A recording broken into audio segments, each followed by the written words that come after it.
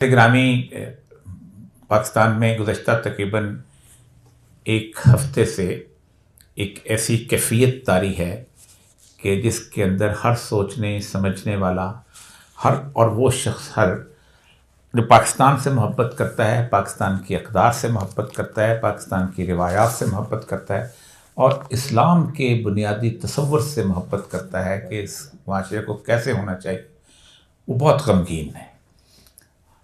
Election की गहमागहमी अपनी जगह, पार्टियों का मामलात अपनी जगह, इल्ज़ामात की सियासत अपनी जगह, लेकिन पाकिस्तान में गुज़श्ता 3 या 4 दिन पहले एक बहुत बड़े मुकदमे का फैसला हुआ है जिसे साइफर का मुकदमा कहते हैं। 190 ममालिक हैं जिनके अंदर अमेरिका जो है काफ़ी सारे ममालिक के अंदर अपना असर और रसूख जो है वो इस्तेमाल करता है, CIA के थ्रू करता है, बराह रास्त करता है और उनमें से वो ममालिक ज़्यादा अहम हैं जो उसके पड़ोस में थे, आज भी हैं। पड़ोस तो बदला नहीं जा सकता, लेकिन चूंकि वहाँ पर अब कम्युनिज्म की जंग नहीं हो रही तो अमेरिका जो है वहाँ पर उस तरह की हरकत व सकनात नहीं करता। मसलन जैसे चिली है, जैसे ब्राज़ील है, जैसे होंडुरास है, जैसे निकरागुआ है, जो बाकी सारे जो हैं।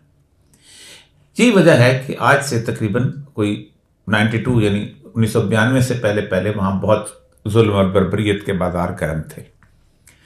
स्कूल ऑफ अमेरिका से एक होता था बहुत बड़ा, वहाँ इन मुल्कों की अफवाज जो थी तरबियत हासिल करती थी और स्कूल ऑफ अमेरिका के अंदर एक बाकायदा मैनुअल था, टॉर्चर मैनुअल, जो पढ़ाया जाता था। उसी के तहत बताया जाता था कि मिसिंग पर्सन कैसे करना है, लोगों को मारना कैसे है, लोगों से चीज़ें एक्सट्रैक्ट कैसे करनी है, ये सारी चीज़ें करते थे। जो मशहूर पिनोशे है वहीं से जनरल बना था और वहाँ जाके उसने चिली में एक डेमोक्रेटिक हुक्मरान जो था आलंदे, उसका तख्ता उल्टा था और फिर वो कई साल हुकूमत करता रहा। फिर अमेरिका ने उसको खुद ही किस तरह उसको उनके हवाले किया देखने के काबिल है और उसको मुकदमा बाद में चला था क्योंकि लोग वहाँ बेदार हो गए थे। यही हरकत वो ईरान में करता रहा 1953 से लेके अब तक 1979 तक। सवैक बनाई, सवैक जो थी CIA की ट्रेंड, जैसे सारी इंटेलिजेंस एजेंसीज होती हैं, और लोगों को कत्ल गारत और उसके साथ साथ तमाशबीनी, बदमाशी, जो कुछ भी किया जा सकता था सारे ईरान। मैंने वो सारे के सारे उनके जो है वो जो अकूबत खाने देखे हैं, उनको उन्होंने मौज़े इबरत के नाम से ओपन कर दिया हुआ। लेकिन कहीं पर भी आज तक अमेरिका खुलकर एक मुकदमे के अंदर वाज़े तौर पर फरीक के तौर पर सामने नहीं आया जो अभी हुआ है। मसलन पाकिस्तान में CIA अब ये क्लेम करती है कि जुल्फ़िकार अली भुट्टो और लियाकत अली खान, इन दोनों की जो, और ख़ास तौर पर ज़ियाउल हक, तीनों की जो गैर तबी मौत है उसके अंदर CIA का बाकायदा हाथ था, जैसे वो बाकी चीज़ों को क्लेम करती है।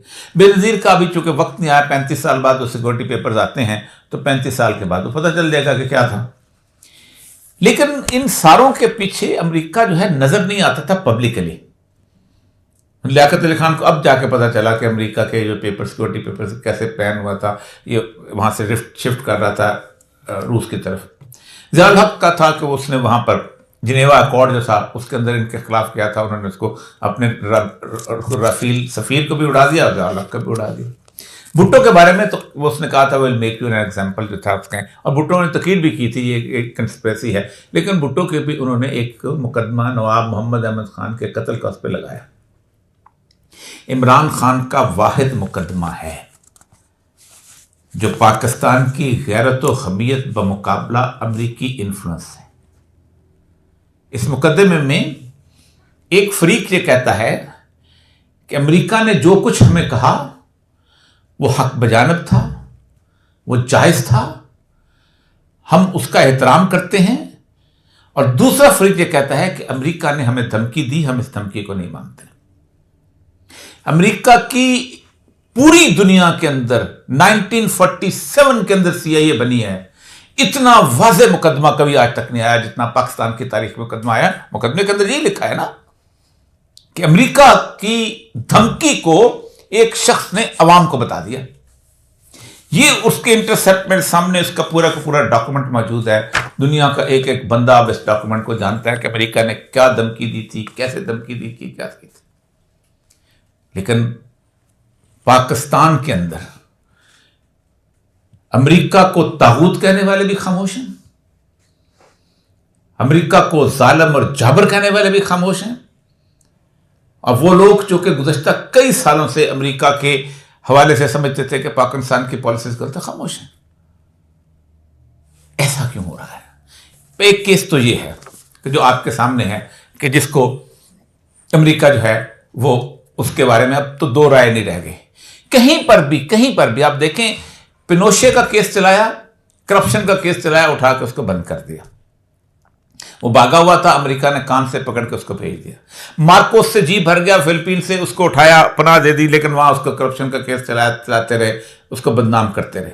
शाह ईरान को जब निकाला, पूरे दुनिया के अंदर अमेरिका ने उसको पनाह नहीं लेने दी। हालत ये थी कि 60 मंजिला इमारत उसकी, पेरिस शहर के अंदर एक ही इमारत थी, बहुत बड़ी इमारत है उसकी, उसको वापस नहीं दी। बेटा गया, उसने कहा मेरे बाप की जायदाद है। उन्होंने कहा बाप तुम्हारे कमाई कहां से, बताओ ये तो बताओ। ये सब कुछ था, लेकिन अमेरिका कभी इस तरह ये नहीं हुआ कि हम, यानी ये बिल्कुल ऐसे है कि एक गुंडा मोहल्ले का वो आपकी बेटी को छेड़े, उसको तंग करे और उसको कहे कि मेरी बात नहीं मानी तो मैं तुम्हें उठा के ले जाऊंगा, और एक उसका भाई खड़ा होकर कहे कि इस बेटी को छेड़ा जा रहा है, मैं बता रहा हूं छेड़ा जा रहा है, और आप उस भाई को मुकदमा चला दें। एग्जैक्टली ये मुकदमा ये है, अगर तुमने मेरी बात नहीं मानी तो मैं इस लड़की को उठा के ले जाऊंगा और वो शख्स खड़ा हो जाए। इसलिए एक तो पाकिस्तान में कोई भी जीरू शख्स अगर ये समझता है कि ये मुकदमा जो है ये पाकिस्तान की बका का मुकदमा है, पाकिस्तान का ये मुकदमा दो बुनियादी चीजों के दरमियान है। एक, ये मेरे सामने ऑफिशियल सीक्रेट एक्ट 1923 का है, इसके तहत चला है, और दूसरा ये अमेरिकन CIA के तहत, ये ब्रिटिश था। ये 1923 का ऑफिशियल सीक्रेट एक्ट ये कहता है कि इस बरसगीर पाक हिंद के अंदर ये 5 लाख लोग जो है ना, जो फौज है, सियासतदान हैं और सिविल ब्यूरोक्रेसी है, ये ईमानदार हैं, ये मुहब्बे वतन हैं, बाकी 30 करोड़ लोग यहाँ गद्दार हैं। और जब तक वो ये अपनी गद्दारी को साबित नहीं करते मुहब्बे वतन, वो गद्दार है हमारे नजदीक। यही वो ऑफिशियल सीक्रेट एक्ट है। हमें ही हक हासिल है इस मुल्क के अंदर किसी सीक्रेट को देखने का, किसी बात को महसूस करने का। तो ये मसला है। दूसरी, बहुत तफसील से तो बात कर चुका हूं कि पाकिस्तान में किसी भी किस्म का सीक्रेट जो है उसको अवाम को बताने का हक सिर्फ एक शख्स को आइन देता है, और उसका नाम है वजीर आजम पाकिस्तान। इंडिया में पाकिस्तान का सफीर अगर ये खत लिखे कि पाकिस्तान के अंदर इंडिया की फौज हमला करने वाली है तो तुम तैयार हो जाओ, तो कौम को तैयार करने के लिए आर्मी चीफ नहीं आएगा, वजीर आजम आएगा, सदर आएगा। कौम को तैयार करने के लिए कोई जो भी उसमें हुक्मरान होगा वो आएगा। आर्मी चीफ को भी यह हक हासिल नहीं है कि कोई ऐसी सीक्रेट इंफॉर्मेशन जो है वो लीक आउट करे। सिर्फ प्राइम मिनिस्टर अंडर ओथ, उसका ओथ पढ़ लें अगर आप, उसके अंदर लिखा है कि मैं कोई मालूमात जो है लोगों को नहीं बताऊंगा, हाँ वो जो कौम की खैर खाई में। और अगर आप ये समझते हैं कि ये कौम की खैर खाई नहीं थी, तो फिर इसका मतलब यह है कि कौम जो है वो मुर्दा हो चुकी हुई है। दूसरा केस, मैं साइफर के बाद दूसरा केस तोशाखाना का है। उस तोशाखाना के केस के बारे में पहले भी मैं इसके ऊपर छोटी सी बात कर चुका हूँ कि ये अमेरिका की रजीम चेंज ऑपरेशन का एक और हिस्सा है कि जब किसी के खिलाफ कुछ न मिले तो यही किया जाता है। 1961 में एक बहुत बड़ा रूलर था, वज़ीर आज़म था, तुर्की का अदनान मंदरीस। उस शख्स ने अमेरिकन लॉबी से निकलने की कोशिश की थी। ये अतातुर्क की सेकुलरिज्म के मुखालिफ आदमी था, और इस शख्स को उन्होंने जमाल गुरसल जो था गवर्नर आर्मी चीफ, उसके ज़रिए उतरवाया था, और उसके ऊपर तोशाखाना का केस बना के उसको फांसी दे दी गई थी। अल्लाह का शुक्र है वक्त गुजर गया है, वरना इमरान खान को भी शायद फांसी दे दी जाती कि तोशाखाने से तुमने गरी बेची है। उस बेचारे ने तो 2 मेंढे थे अफगानिस्तान से मिले थे, वो उसने ज़िबा करके खा लिए थे, तो उसने कहा था कि तुम तोशाखाने की तुमने बददियानती की। आखिरी केस जो 2 दिन से चल रहा है, और ये मैं बहुत तकलीफ में बात कर रहा हूँ। पाकिस्तान नहीं, दुनिया की तारीख के अंदर 1400 साल की मुसलमानों की तारीख के अंदर खानदानी जिंदगी कभी नहीं उछाली गई किसी शख्स की बाजार में। तसव्वुर नहीं किया जा सकता। फिक्र की सारी किताबें मेरे सामने खड़े रखते हैं, सैयदुल अंबिया सल्लल्लाहु अलैहि वसल्लम की जिंदगी, पकीज़ा मुतहहर जिंदगी और सहाबा की जिंदगी से आज तक लेके देख लीजिएगा, क्या कभी आज तक ऐसा हुआ है कि आपने एक शख्स की आईली जिंदगी को बाजार के अंदर ला खड़ा कर? वजह क्या है? क्यों खड़ा किया जा रहा है? वजह यह है कि एक औरत हिजाब लेती है। ये जितने हमारे उलमाए कराम हैं, आज एक खातून जो स्कर्ट पहनने वाली हो ना, और उसके ऊपर कोई हमलावर हो जाए उसकी इज्जत पर, तो खड़े हो जाएंगे लोग कि ये मौलवी ऐसा करते हैं, तुम कौन होते लिबास पहनने वाले। लेकिन इस हिजाब वाली औरत के बारे में कोई गुफ्तगू नहीं कर।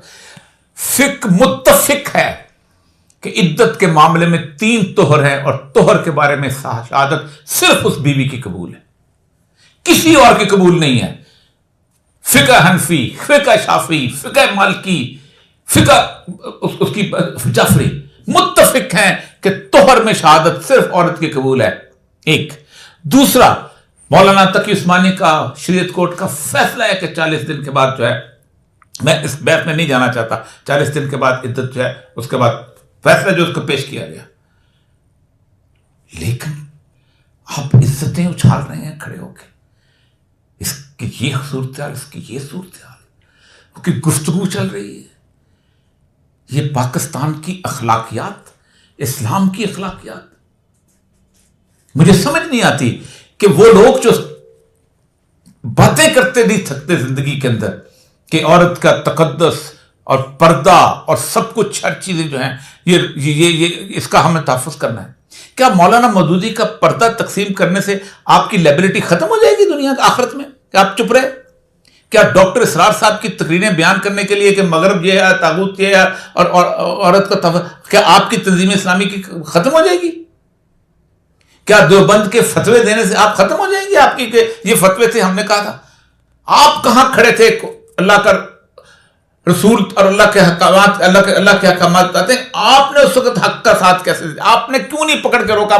बड़ी खड़े खड़े हदीसें सुनाते हैं, मन राम इनकुम मुनकर जो किसी बातिल को देखे, किसी गलत काम को देखे, उस हाथ से पकड़े रोक दे। फ़इल्लम जस्ते इस्तात नहीं रखता, जुबान से रोक दे। फ़इल्लम जस्ते कल्ब, दिल से रोक ले।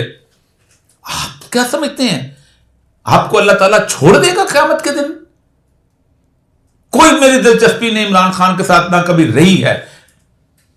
मैं तुर्की के अंदर तैयब अर्दगान की बीवी ने हिजाब लेना शुरू किया था, पूरे तुर्की के अंदर सेकुलर्स के खिलाफ हो गए थे, उलमा ने उसके खड़े को साथ दिया था कि इस औरत के हिजाब हम उसका तहफ़्फ़ुज़ करते हैं, और उसने उस औरत के हिजाब की बुनियाद पे इलेक्शन जीता है कि ये वो शख्स है जिसने हर्फ उठाने से इनकार कर दिया था कि अगर मेरी बीवी को साथ नहीं लेके। आपको पता है कि बकायदा कानून पास हुआ था उसके लिए कि औरतें हिजाब नहीं ले सकती, उसके बाद उसने आके वापस उल्टा था।